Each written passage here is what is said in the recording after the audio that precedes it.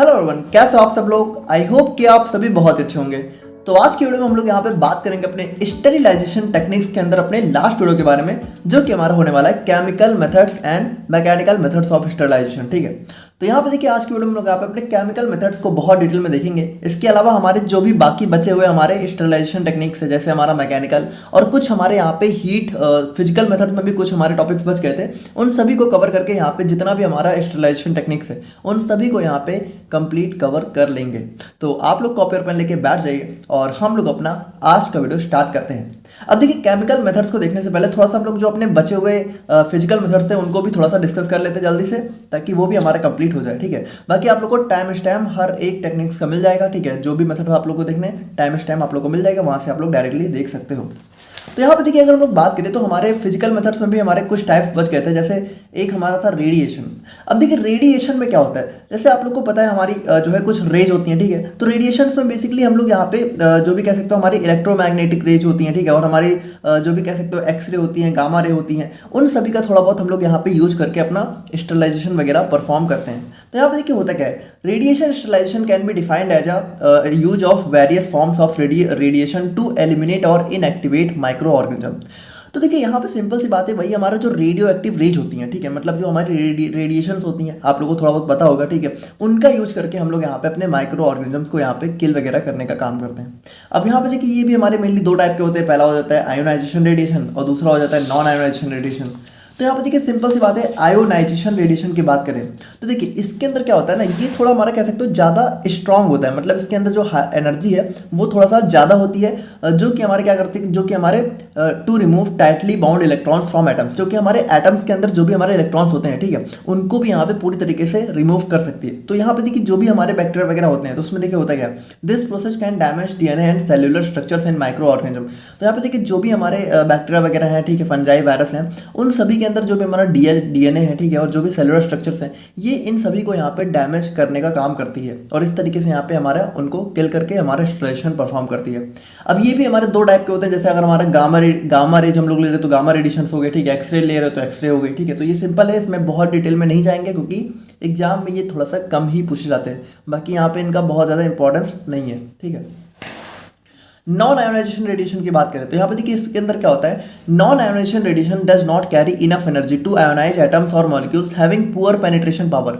तो देखिए यहाँ पे अगर हम लोग आयोनाइजेशन से कंपेयर करें तो इसके अंदर ना थोड़ी सी कह सकते हो पेनिट्रेशन पावर कम होती है। मतलब ये इतनी इफेक्टिवली बैक्टीरिया वगैरह को किल नहीं कर पाते हैं, इनके अंदर थोड़ी सी लो एनर्जी होती है। बाकी यहाँ पे देखिए इसका यूज हम लोग उन सब्सटेंस के लिए करते हैं जो कि आयोनाइजेशन रेडिएशन के लिए सेंसिटिव होते हैं। जैसे देखिए आयोनाइजेशन रेडिएशन के अंदर क्या है भाई, हाई पावर है, ठीक है, हाई एनर्जी है।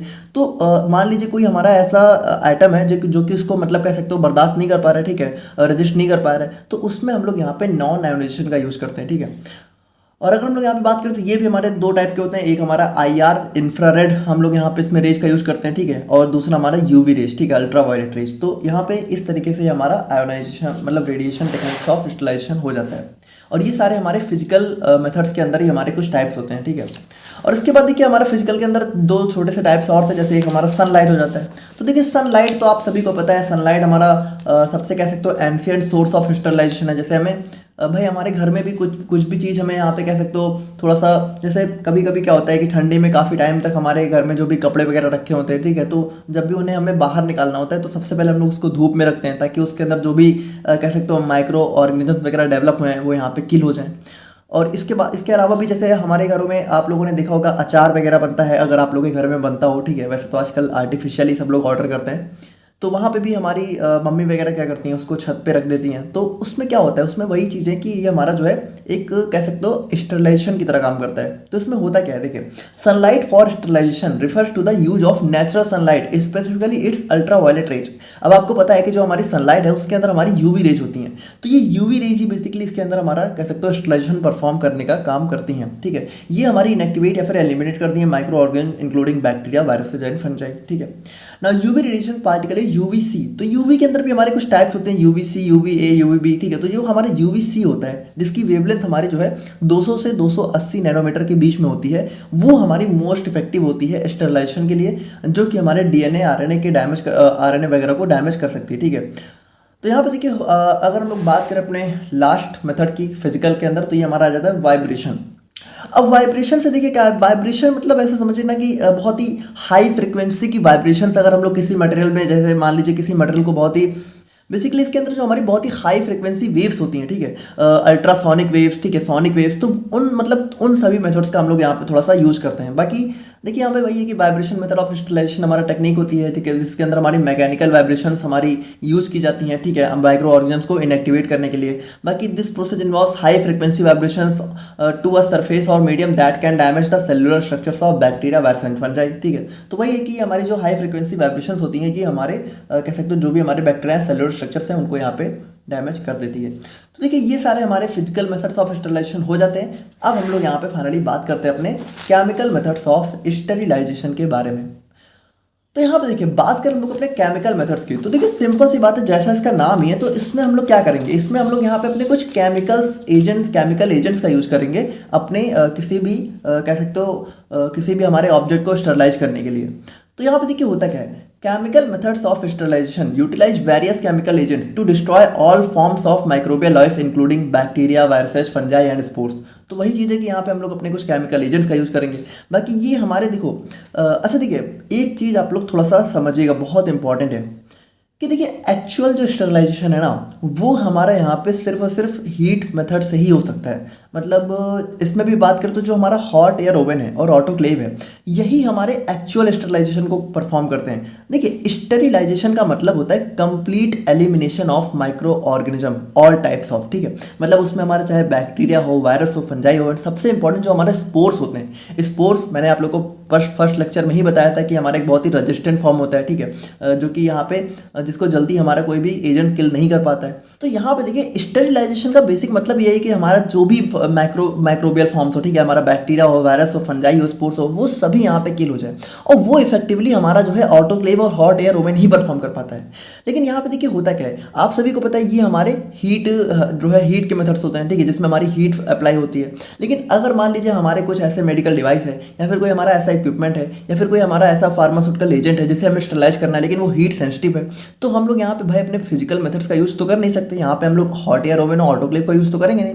तो उन सारे केस में ही हम लोग यहाँ पे केमिकल वगैरह में जाते हैं। मतलब अगर मान लीजिए हमें एक ऑब्जेक्ट है, ठीक है, और अगर हमारे पास ऑप्शन है कि हम लोग यहाँ पे उसको फिजिकल से भी कर सकते हैं केमिकल से भी, तो हम लोग फिजिकल ही प्रीफर करेंगे। केमिकल और जो भी हमारे अदर मेथड्स हैं ये हम लोग तभी यूज करते हैं जब फिजिकल हमारा कह सकते हो काम में नहीं आ पाता है, ठीक है, किसी भी वजह से। तो यहाँ पे देखिए वही चीज़ है, क्योंकि यहाँ पे एक्चुअल में होता क्या है कि ये जो जितने भी हमारे केमिकल मेथड्स हैं, मैकेनिकल मेथड्स हैं या फिर जितने भी और मेथड्स हैं, ये कहीं ना इतना इफेक्टिवली काम नहीं कर पाते हैं। मतलब ये बाकी सारी चीज़ों को तो किल कर देते हैं लेकिन जो हमारे स्पोर्स है ना इस पर ये बहुत इफेक्टिवली काम नहीं कर पाते हैं। ऑल्दो हमारे कुछ केमिकल्स हैं उनको हम लोग अभी देखेंगे थोड़ा बहुत अच्छे से काम कर भी लेते हैं, लेकिन मोस्ट ऑफ दी केमिकल्स हमारे इन स्पोर्स को किल नहीं कर पाते हैं। और यहाँ पे देखिए एक बहुत इंपॉर्टेंट चीज़ आ जाती है और एक बहुत इंपॉर्टेंट क्वेश्चन भी आ जाता है और आप लोग को उसका आंसर करना है कि एक्चुअल में ना ये जितने भी हमारे होते हैं ये रैदर देन स्टरलाइजेशन हमारे डिसइंफेक्टेंट की तरह ज़्यादा काम करते हैं। तो यहाँ पे देखिए आप लोगों से क्वेश्चन है कि आप मुझे एक कमेंट करके जरूर बताइए, ठीक है, चाहे आप गूगल सर्च करके बताइए क्योंकि आप लोगों को पता होना चाहिए, बहुत इंपॉर्टेंट क्वेश्चन है, ठीक है, आप चाहे बुक से पढ़ के बताइए कि स्टरलाइजेशन और डिसइंफेक्शन में क्या डिफरेंस होता है। दोनों बहुत ही सिमिलर टर्म्स हैं लेकिन इनके अंदर बहुत ही मेजर डिफरेंस होता है। तो आप लोग प्लीज़ मुझे कमेंट करके बताइए। देखिए आप लोग कमेंट करके ज़रूर बताइएगा, ठीक है, पता है पहले से तो बहुत अच्छी बात है, नहीं पता है तो आप लोग गूगल सर्च करके बट मुझे कमेंट करके बताइए। देखिए बहुत इंपॉर्टेंट है क्योंकि नेक्स्ट यूनिट में हमें डिसइंफेक्शन के बारे में भी पढ़ना है, तो आप लोग को ऑलरेडी पता हो जाएगा। बाकी देखिए these methods are mainly used in the case of heat sensitive medical devices. तो वही चीज़ है कि जो भी हमारे हीट सेंसिटिव होते हैं, ठीक है, उन्हीं के केस में हम लोग यूज करते हैं। बाकी देखिए ये भी हमारे दो टाइप्स में हम लोग कैटेगराइज कर सकते हैं। पहला हो गया हमारा गैसियस, दूसरा हो गया लिक्विड। तो देखिए सिंपल सी बात है, अगर हमारा केमिकल एजेंट लिक्विड होगा तो हमारा लिक्विड हो गया और अगर हमारा वो गैस फॉर्म में हो तो गैसियस हो गया। बाकी देखिए अगर हम लोग अपने प्रॉपर्टीज़ की बात करें अपने आइडियल केमिकल एजेंट की जो भी हम लोग यूज़ करते हैं, तो देखिए वो हमारा मस्ट भी इफेक्टिव होना चाहिए ऑल माइक्रो ऑर्गेनिज्म के अगेंस्ट में, ठीक है, उसकी पेनिट्रेशन पावर हाई होनी चाहिए। पेनिट्रेशन का मतलब क्या होता है, पेनिट्रेशन मतलब हिंदी में आप लोग ऐसे भेदना, मतलब किसी चीज़ को कोई कितना क्रॉस कर पा रहा है। तो जैसे जितना अच्छे से कोई पेनिट्रेट कर पाएगा किसी चीज़ को उतना अच्छे से किल कर पाएगा।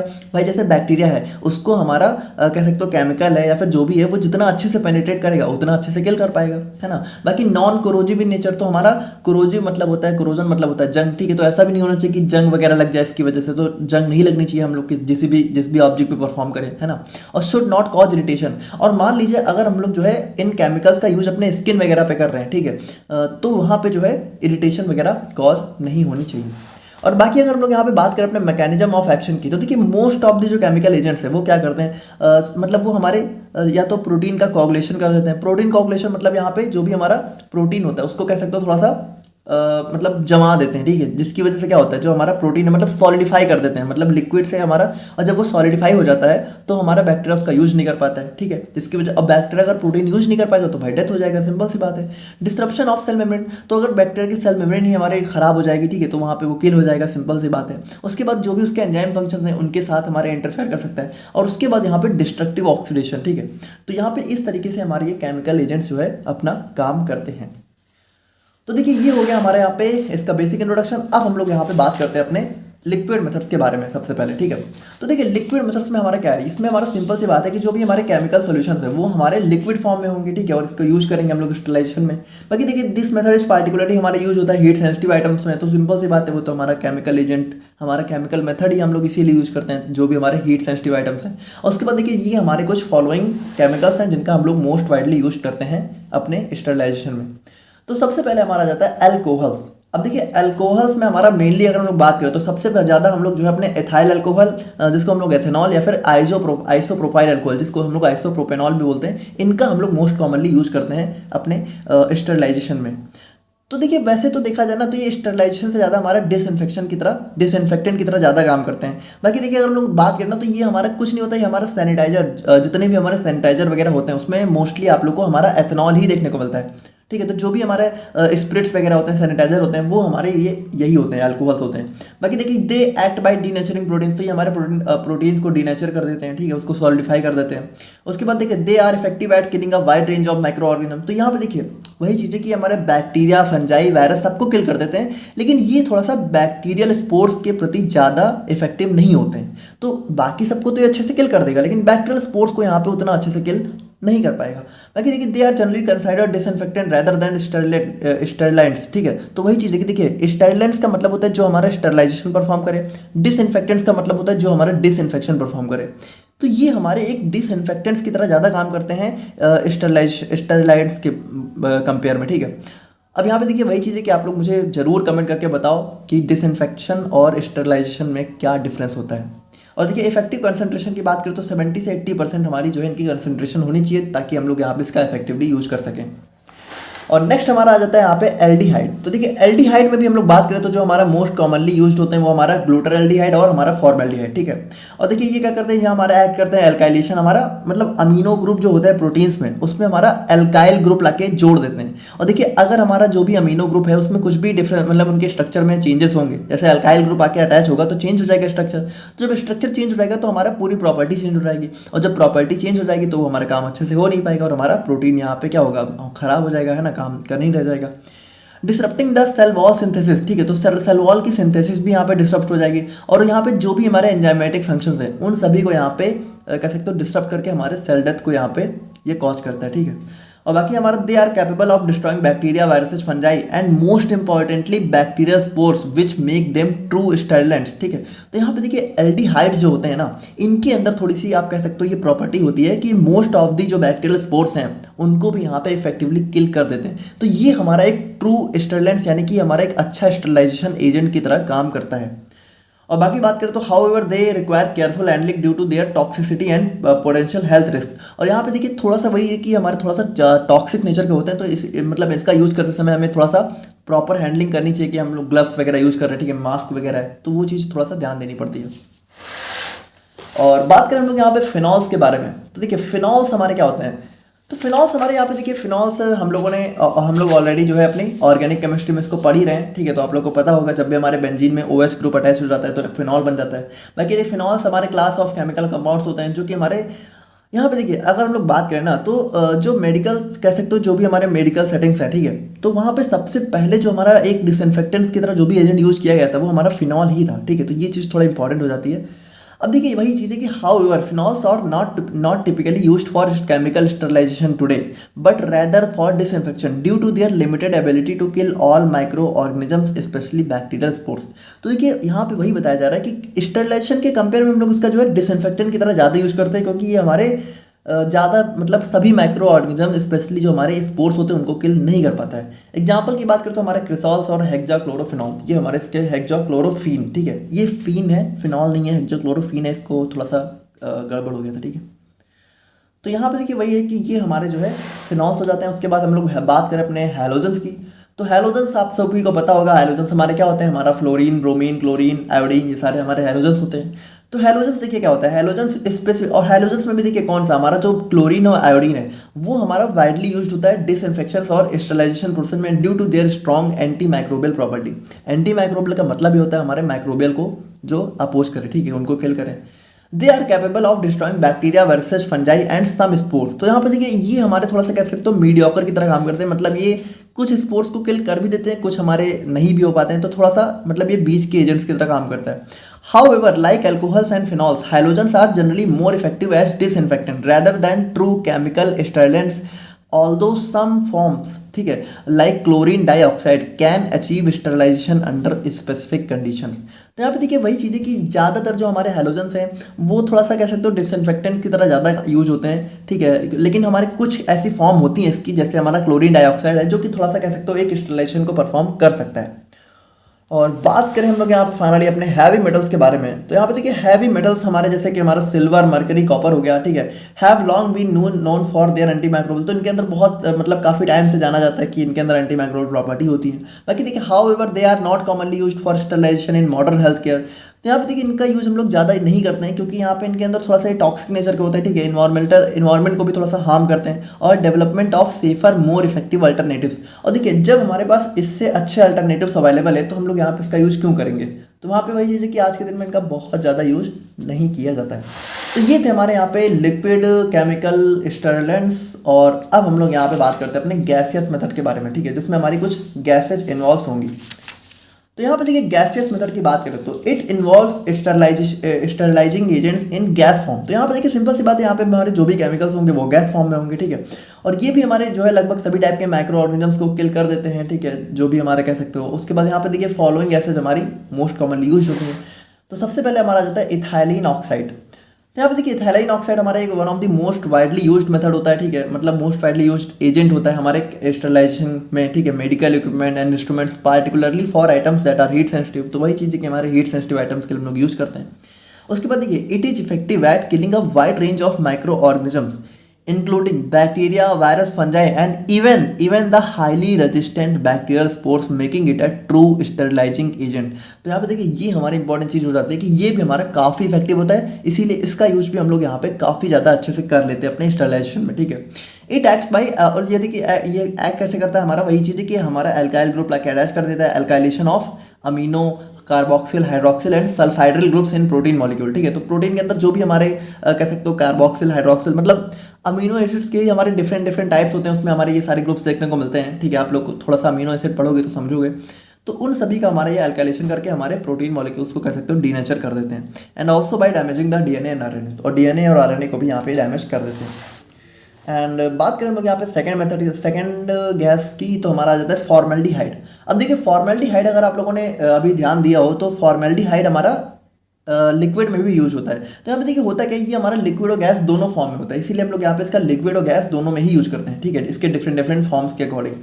तो यहाँ पे देखिए हमारे कलरलेस स्ट्रॉन्ग स्मेलिंग गैस की तरह यूज होता है, ठीक है। उसके बाद यहाँ पे देखिए as a gas it is effective against a wide range of micro organism. तो हम लोगों ने देखा था कि एल्डिहाइड तो हमारे लिक्विड्स में भी अच्छे ही थे, तो यहाँ पे ये भी हमारे गैस में अच्छा परफॉर्म होता है, ठीक है। और यहाँ पे देखिए ये हमारा कॉमनली जो है स्टरलाइजेशन और disinfection of medical equipments, instruments, pharmaceuticals, biological materials, इन सभी के हमारे स्टरलाइजेशन में इसका यूज देखने को मिलता है। और बात करें हम लोग यहाँ पे फाइनली अपने लास्ट गैस की, तो हमारा जाता है ओजोन। तो अब देखिए ओजोन की बात करें ना, तो ओजोन हमारा एक हाईली रिएक्टिव गैस होता है, ठीक है, used for sterilisation and disinfection.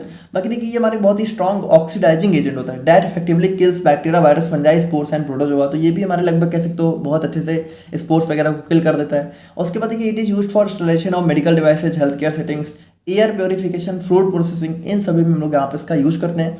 और ये हमारा जो है प्रोटीन को डीनेचर करके, सेल मेम्ब्रेन को डिस्टर्ब करके और सेल्यूलर कंपोनेंट्स को ऑक्सीडाइज करके हमारा एक्ट करता है। तो ये थे हमारे यहाँ पे complete chemical methods of sterilisation. और अब हम लोग फाइनली बात करते हैं अपने लास्ट मेथड की, जो कि हमारा हो जाता है मैकेनिकल स्टरलाइजेशन। अब देखिए मैकेनिकल का यहाँ पे मतलब क्या है, देखिए मैकेनिकल का मतलब यहाँ पे मेनली हमारा फिल्ट्रेशन से आ जाता है। मतलब इसके अंदर जो हमारा, देखिए इसके अंदर मैकेनिकल की बात करना तो इसके अंदर कुछ और भी टाइप्स आ सकते हैं, लेकिन जो मोस्ट वाइडली यूज्ड होते हैं वो हमारा फिल्ट्रेशन होता है। तो यहाँ पे देखिए फिल्ट्रेशन तो आप लोग नाम से ही सिंपली समझ रहे होगे, किसी भी चीज़ को हम लोग फिल्टर कर देते हैं। जैसे कि चाय वगैरह भी हम लोग बनाते हैं तो चाय को क्या करते हैं, हमारे चाय छन्नी से फिल्टर करते हैं। तो उसी तरीके से यहाँ पे हमारे हम लोग क्या करते हैं, जो भी हमारे कह सकते हो मेनली जो हमारे लिक्विड्स होते हैं, ठीक है, उनको हम लोग यहाँ पे क्या करते हैं, हम लोग फिल्टर कर देते हैं। और यहाँ पे देखिए इंपॉर्टेंट चीज़ वही हो जाती है कि हम लोग यहाँ पे जैसे देखिए मेनली हमारा क्या होता है, जैसे फिल्ट्रेशन में हमारे यहाँ पे जो भी पोर्स होते हैं ना, तो इन पोर्स का साइज ना बहुत लिटरली बहुत स्मॉल होता है और होना ही चाहिए, ठीक है। मतलब यहाँ पे देखिए जैसे हम लोग सिंपल सी बात है कि हम लोग अपना कुछ फिल्टर वगैरह फिल्टर पेपर वगैरह का यूज़ करते हैं, जिसके अंदर हमारे बहुत ही स्मॉल पोर्स, यानी कि देखिए लगभग मतलब यहाँ पे हम लोग ऐसा तो दिखा ही नहीं सकते हैं, इसको हम लोग यहाँ पे माइक्रोस्कोप से देखेंगे तभी हमें पता चलता है कि कितना पोर्स होता है, ठीक है। तो यहाँ पे देखिए बहुत स्मॉल, ठीक है, बहुत स्मॉल पोर्स हमें देखने को मिलते हैं हमारे जो भी हमारे इसके अंदर फिल्टर्स, इसके अंदर हमारे डिफरेंट डिफरेंट फिल्टर्स यूज होते हैं। तो इसके अंदर ना बहुत स्मॉल हमारे इस टाइप के कह सकते हो हमारे बहुत ही छोटे छोटे पोर्स होते हैं। और इसमें क्या होता है, ये हमारे इतने इतने स्मॉल होते हैं कि जो भी हमारा बैक्टीरिया वायरस वगैरह है वो इसमें यहाँ पे इंट्रैप मतलब ट्रैप हो जाता है, ठीक है। तो यहाँ पे वही चीज़ है। और बाकी देखिए वही चीज़ है कि आप लोग समझ रहे होगे कि ये इतना इफेक्टिव नहीं होता है। मतलब ये कह सकते हो चूँकि हम लोग इसको एक टाइप से हमारा एक फिजिकल मेथड ही होता है, लेकिन यहाँ पे थोड़ा सा हम लोग जो कि फिल्टर का यूज़ करते हैं, इसीलिए हम लोग यहाँ पे इसको मैकेनिकल के अंदर डाल देते हैं। बाकी देखिए it mainly involves filtration method that involves physical removal of micro organism from liquids और gases by passing them through a filter with pores small enough to trap bacteria virus fungi and other contaminants. तो यहाँ पे देखिए simple सी बात है भाई, इसमें हम लोग क्या करते हैं, इसमें हम लोग वही चीज़ है कि हम लोग यहाँ पे इतने स्मॉल जो है फिल्टर से पास करते हैं। मतलब फिल्टर में जो पोर्स होते हैं वो इतने स्मॉल होते हैं कि वो हमारा बैक्टीरिया वायरस फंजाई वगैरह को ट्रैप कर लेते हैं, ठीक है। तो यहाँ पे देखिए एक चीज़ आप लोग समझिएगा कि इसमें क्या होता है, इसमें हमारा बैक्टीरिया वगैरह किल नहीं होते बल्कि वो रिमूव होते हैं, ठीक है। इसमें हमारा फिजिकल रिमूवल होता है रेदर देन किल। तो यहाँ पे बैक्टीरिया किल नहीं होते बल्कि रिमूव हो जाते हैं। और this method is specially useful for heat sensitive substances like culture media. तो यहाँ पे देखिए वही चीज़ है कि इसका यूज भी हम लोग यहाँ पे उन सब्सटेंस के लिए करते हैं जो कि हीट सेंसिटिव होते हैं, जैसे कि हमारा कल्चर मीडिया हो गया, फार्मास्यूटिकल्स हमारे कुछ कह सकते हो सॉल्यूशंस हो गए, और उसके बाद यहाँ पे जो भी हैं जो कि हमारा हीट जो हमारे कह सकते हो केमिकल के लिए भी सेंसिटिव होते हैं। भाई देखो केमिकल भी ऐसा तो है नहीं, केमिकल भी हमारे एक टाइप का केमिकल होता है, वो हमारे किसी भी चीज़ को कह सकते हो हार्म कर सकता है। तो वहाँ पे ऐसे जो हमारे एजेंट्स होते हैं जिन पे हम लोग ना केमिकल मेथड यूज़ कर सकते हैं ना हमारा मैकेनिकल यूज़ हो सकता है, उसमें हम लोग यहाँ पे अपना मैकेनिकल, जिसमें ना फिजिकल यूज़ हो सकता है उसमें हम लोग मैकेनिकल का यूज़ करते हैं। अब इसके अंदर हमारे कह सकते हो कुछ हमारे फेमस जो हमारे फिल्टर्स हो जाते हैं। तो हमारा पहला आ जाता है मेम्ब्रेन फिल्टर। अब देखिए मेम्ब्रेन फिल्टर ना सिंपल सा एक फिल्टर कह सकते हो, एक फिल्टर पेपर की तरह ही होता है थोड़ा सा। तो यहाँ पे देखिए होता क्या है, membrane filter is one of the most widely used method for sterilisation liquid. तो यहाँ पे बहुत मोस्ट वाइडली यूज्ड मेथड होता है, ठीक है। और ये मोस्टली वन टाइम यूज होता है, मतलब एक बार यूज करने के बाद हम लोग यहाँ पे इसको थ्रो कर देते हैं, ठीक है।